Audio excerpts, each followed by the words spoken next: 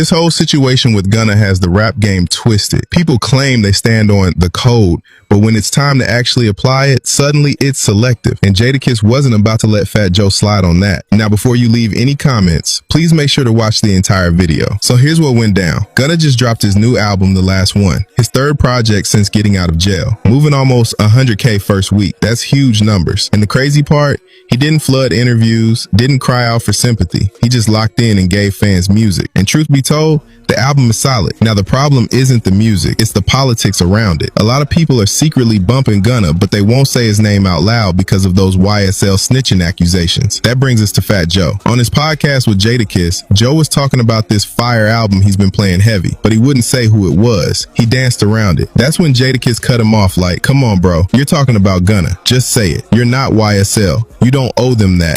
Hottest guys in the game, rats. Like, I get a phone call from somebody, he says, yo, man, you got to check this album out. Ever since ever since I assumed you a rat, your people ain't fucking with you no more, you know, I'm not listening, I'm off you, no matter what you do. And I get on the plane and they fuck me. I listened to this album. This album was so good. I was so guilty of this shit. I listened to this album. I said, shit. Didn't know you talking about Gunna. I'm not saying throw the flag.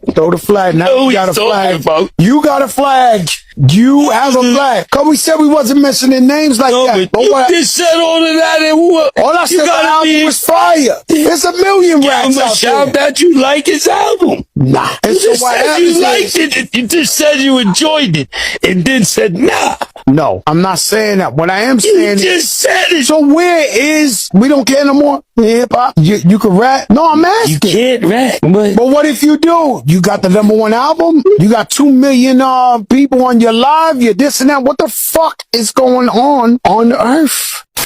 Because let's be real, it's selective politics. Fat Joe was once managed by Roc Nation and is still a close affiliate of the camp. And Roc Nation's CEO, Desiree Perez, has her own history with cooperating. But nobody in the industry calls that out. So if the no snitching rule is so solid, why does it only apply when it's convenient? At the end of the day, I think Joe and a lot of others are just scared to upset Young Thug. We've all seen Thug call out people who support Gunna, and Joe doesn't want those problems. But here's where I stand. Music is music. If an album is fire, it's fire.